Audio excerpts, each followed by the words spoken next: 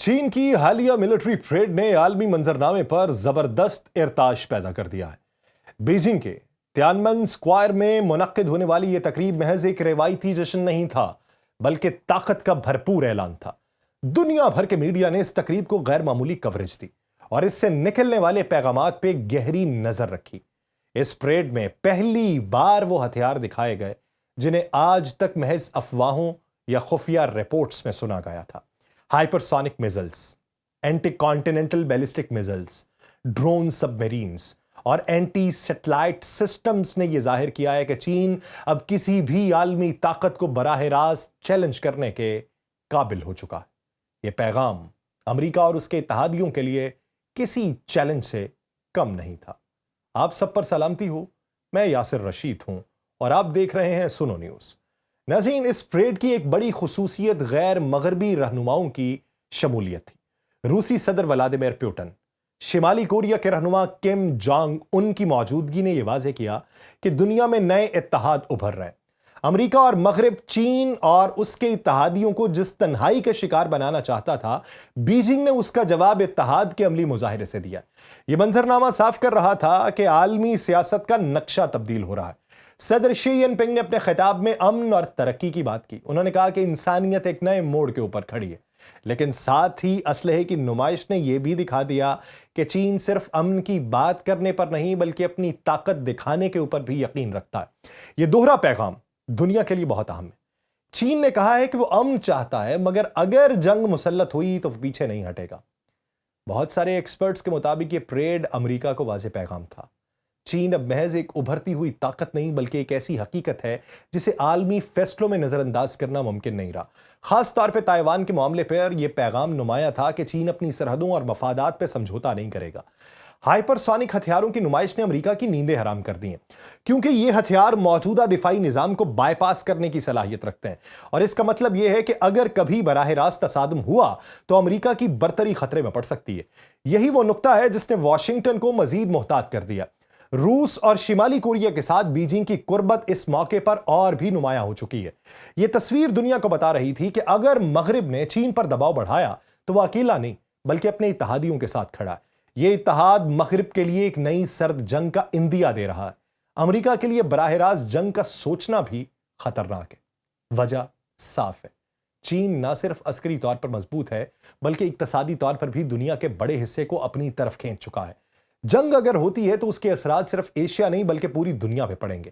Washington یہ حقیقت اچھے طریقے سے سمجھتا ہے۔ امریکی انٹیلیجنس کی ناکامیوں کی تاریخ اس حقیقت کو مزید واضح کرتی ہے۔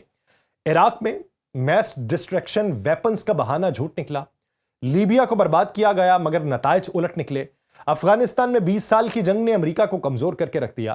ان مثالوں نے واشنگٹن کو یہ سبق سکھایا ہے کہ بڑی طاقتوں کے خلاف اندھی مداخلت نقصان دہ ہے۔ اب جب معاملہ چین کا ہے تو امریکہ یہ جانتا ہے کہ یہاں ذرا سی غلطی تباہ کن ہوگی۔ یہی وجہ ہے کہ واشنگٹن چین کو قابو کرنے کے لیے براہ راست محاذ نہیں کھول رہا بلکہ پراکسی حکمت عملی اور اتحادی بلاکس کے اوپر زور دے رہا ہے۔ روس یوکرین جنگ میں امریکہ نے یہی ماڈل اپنایا تھا۔ یوکرین کو اربوں ڈالر امداد دی، اسلحہ فراہم کیا، مگر خود میدان میں اترنے سے گریز کیا۔ اس کا نتیجہ یہ نکلا کہ جنگ طول پکڑ گئی، یوکرین کمزور ہوا اور یورپ امریکہ کی پالیسیز کی بوجھ تلے دب گیا۔ یہ مثال واشنگٹن کے لیے ایک تلخ یاد دہانی ہے۔ یہ حکمت عملی ہی تو چین کے خلاف آزمائی گئی تھی۔ تائیوان کی مدد کی گئی، ایشیائی اتحادیوں کو اکسانے کی کوشش ہوئی، پابندیاں لگائی گئیں، مگر بیجنگ نے نہ صرف اپنی طاقت دکھائی بلکہ روس اور دیگر اتحادیوں کو ساتھ ملا کے امریکہ کے منصوبوں کو ناکام بنا دیا، اور یہ واضح کر دیا ہے کہ چین کے خلاف کوئی بھی پراکسی حکمت عملی کارآمد نہیں ہے۔ جنوبی ایشیا میں بھی امریکہ کا رویہ یہی رہا۔ 2025 میں بھارت اور پاکستان کے درمیان کشیدگی بڑھی، میزائل اور فضائی حملے ہوئے، لیکن امریکہ نے براہ راست مداخلت سے گریز کیا اور صرف سفارتی دباؤ کے ذریعے کشیدگی کم کرائی۔ یہ اس بات کا ثبوت ہے کہ واشنگٹن اس خطے میں بھی محتاط ہے۔ افغانستان کی صورتحال نے بھی امریکہ کو پیچھے دھکیل دیا ہے۔ طالبان کے کنٹرول کے بعد چین نے بیلٹ اینڈ روڈ منصوبے کے ذریعے اپنی جگہ بنانا شروع کر دی۔ بیجنگ نے کابل اور اسلام آباد کے درمیان ثالثی بڑھائی اور افغانستان کو علاقائی تجارت میں شامل کرنے کی کوشش کی۔ یہ منظر امریکہ کے لیے تکلیف دہ ہے، کیونکہ جہاں کبھی اس کی موجودگی تھی اب چین وہاں اپنی جگہ بنا رہا ہے۔ बगराम एयर बेस के बारे में अफवाहें जरूर उठी कि चीन उसे इस्तेमाल कर रहा है, लेकिन हकीकत यह है कि वाशिंगटन के निकलने के बाद खला पैदा हुआ और बीजिंग ने सिफारती और माशी ताल्लुकात के जरिए अपनी मौजूदगी में इजाफा किया। यह सूरत हाल जाहिर करती है कि अमेरिका की गिरफ्त कमजोर हो चुकी है। ताइवान पर भी अमेरिका ने लफ्जों का खेल खेला है। दस्तावेजात में मामूली तब्दीलियां करके बीजिंग को इशारे दिए, लेकिन अमली तौर पर वाशिंगटन ने बराह रास्त महाज आराई से गुरेज किया है। इससे यह जाहिर होता है कि अमेरिका अपनी पॉलिसीज को मोहतात रखना चाहता है ताकि जंग के दहाने पे ना जाए। ये तमाम पहलू मिलकर एक नतीजा देते हैं, अमेरिका और चीन बराह रास्त जंग में नहीं कूदेंगे। दोनों ताकतें अब दरमियानी सतह पे खेल रही हैं। अमेरिका मईशत, टेक्नोलॉजी और इत्तेहादी ब्लॉक्स पे जोर दे रहा है, जबकि चीन अस्करी मुजाहिरों, इलाकाई सिफारतकारी और तजारती राहदारियों के जरिए अपनी बरतरी दिखा रहा है। अमेरिका की सबसे बड़ी मुश्किल इस वक्त उसकी मईशत है। डॉलर की अजारादारी कमजोर पड़ने लगी है। चीन ने बेल्ट एंड रोड मंसूबे के जरिए दर्जनों ममालिक को अपने साथ जोड़ लिया है। रूस ने तवानाई के शोबे में यूरोप पे अपनी गिरफ्त मजबूत कर रखी है। खलीजी ममालिक भी अब वाशिंगटन की बात मानने के बजाय अपने फैसले आजादाना तौर पे करने पे लगे हैं। ये तब्दीली अमेरिका के लिए बड़ा धचका साबित हुई है। दुनिया के कई ममालिक अब डॉलर्स की बजाय मकामी करेंसीज में तजारत कर रहे हैं। रूस और चीन के दरमियान ये अमल शुरू हुआ और अब कई एशियाई और अफ्रीकी ममालिक भी इस जानिब बढ़ रहे हैं। इससे अमेरिका की मालियाती ताकत को बराह रास्त खतरा लाक है, क्योंकि वाशिंगटन की असल कुव्वत उसकी फौज से ज्यादा डॉलर की आलमी बरतरी रही है। चीन की बढ़ती हुई टेक्नोलॉजी भी अमेरिका के लिए दर्द-ए-सर बन चुकी है। हुआवे और दीगर चीनी कंपनीज 5G और मसनूई ज़हानत में आगे निकल रही हैं। वाशिंगटन ने उन पर पाबंदियां लगाने की कोशिश की, मगर उससे चीन ने मुतबादिल निजाम बनाने की रफ्तार तेज कर दी। इस वक्त सूरत हाल यह है कि अमेरिका अगर किसी मुल्क को अपने साथ रखने की कोशिश करता है तो वह मुल्क चीन की टेक्नोलॉजी के बगैर आगे बढ़ ही नहीं सकता। यूरोप में भी अमेरिका की पॉलिसीज के खिलाफ आवाजें बुलंद हो रही हैं। यूक्रेन जंग ने यूरोपीय मईशत को हिला के रख दिया है। तवानाई की कीमतें बढ़ी हैं, महंगाई बढ़ी है, अवामी दबाव बढ़ा है। यूरोपीय हुकूमतें अब वाशिंगटन के हर फैसले की आंख बंद करके हिमायत करने पर मजबूर नहीं रही। खास तौर पर फ्रांस और जर्मनी जैसे ममालिक अब ज्यादा आजादाना पॉलिसी अपनाने की कोशिश कर रहे हैं और यह मंजर अमेरिका की यूरोप पे गिरफ्त को कमजोर कर रहा है। लैटिन अमेरिका में भी अमेरिका की गिरफ्त ढीली है। वेनेजुएला, बोलिविया, निकारागुआ और ब्राजील जैसे ममालिक ने हालिया कुछ अरसे के दौरान चीन और रूस के साथ तिजारती ताल्लुकात में इजाफा किया। यह वो खित्ता है जिसे वाशिंगटन हमेशा अपना अटूट अंग समझता था, लेकिन अब वहां भी तब्दीली की लहर आ रही है। लैटिन अमेरिका ममालिक जो हैं वो डॉलर पे इन्हसार कम कर रहे हैं और नए इत्तेहाद को तलाश कर रहे हैं।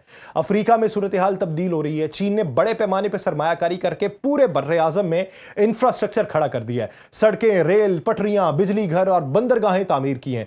यह सब कुछ अमेरिका के मुकाबले में ज्यादा मौसर है, क्योंकि वाशिंगटन सिर्फ फौजी अड्डे बनाता रहा है, जबकि चीन मकामी अवाम को सहूलियात दे रहा है।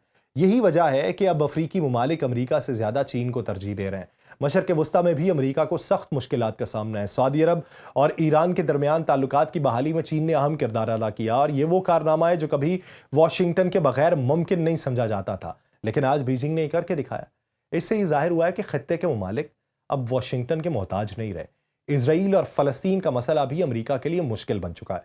वाशिंगटन ने हमेशा तल अबीब का साथ दिया, लेकिन दुनिया भर में अब उसकी मुखालिफत बढ़ रही है। यूरोपीय अवाम भी फलस्तीन के हक में आवाज बुलंद कर रहे हैं और अगर अमेरिका ने अंधाधुंध इजराइल की हिमायत जारी रखी तो वो मजीद तन्हाई का शिकार होगा। ये तमाम पहलू इस बात की तरफ इशारा करते हैं कि दुनिया मल्टाई पोलर निज़ाम की तरफ जा रही है। यानी एक वक्त था जब अमेरिका वाहिद सुपर पावर था, लेकिन अब मुख्तलिफ ताकतें उभर के सामने आ रही हैं। चीन, रूस, यूरोपीय यूनियन, लैटिन अमेरिका और अफ्रीका सब अपने अपने दायरे में ताकतवर हो रहे हैं। इसका मतलब है कि वाशिंगटन के लिए पुरानी तर्ज की अजारादारी कायम रखना नामुमकिन हो चुका है। वाशिंगटन के पॉलिसी साज इस सूरत हाल में मुकम्मल तौर पे फंसे हुए हैं। वो ये चाहते हैं कि चीन और रूस को महदूद रखा जाए, मगर खुली जंग में नहीं जाना चाहते।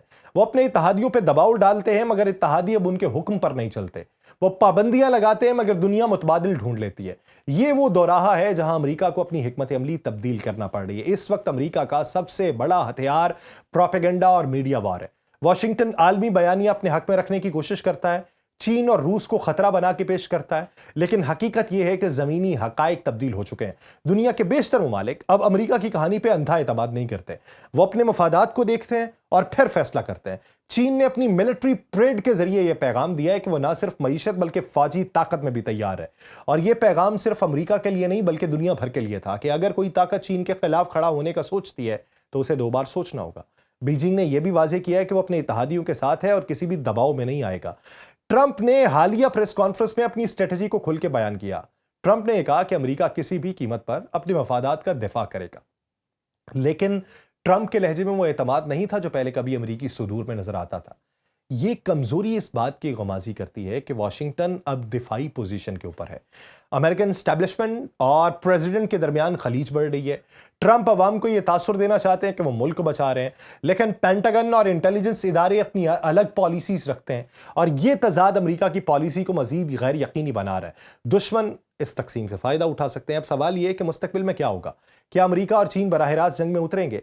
तज्जियाकारों की अक्सरियत कहती है कि ऐसा मुमकिन नहीं, क्योंकि बराह रास्त जंग दोनों के लिए तबाहकुन होगी, मगर कशमकश जारी रहेगी। पाबंदियां, टेक्नोलॉजी की जंग, मीडिया वॉर, प्रॉक्सी झड़पें और सिफारती दबाव सब बढ़ेंगे। चीन अपनी मईशत और फौज को मजीद मुस्तहकम करेगा, रूस उसके साथ खड़ा रहेगा, ईरान, शिमाली कोरिया और कई दूसरे मुमालिक भी इस इत्तेहाद में शामिल होते रहेंगे।